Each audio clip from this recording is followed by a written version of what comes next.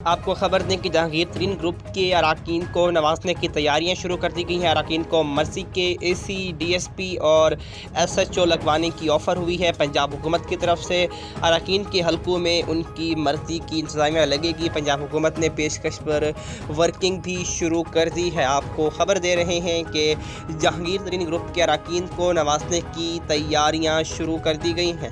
अरकान को मर्सी के एसी, डीएसपी, एसएचओ लगवाने की ऑफ़र कर दी गई है। अरकान के हलकों में उनकी मर्जी की इंतज़ामिया लगेगी और पंजाब हुकूमत ने पेशकश पर वर्किंग भी शुरू कर दी है। एक बार फिर आपको आगाह कर रहे हैं कि जहांगीर तरीन ग्रुप के अरकान को नवाजने की तैयारियां शुरू कर दी गई हैं। अरकान को मर्जी के एसी, डीएसपी, एसएचओ लगवाने की ऑफ़र हुई है। अरकान के हलकों में उनकी मर्जी की इंतज़ामिया लगेगी और इस पर पंजाब हुकूमत ने पेशकश पर वर्किंग भी शुरू कर दी है।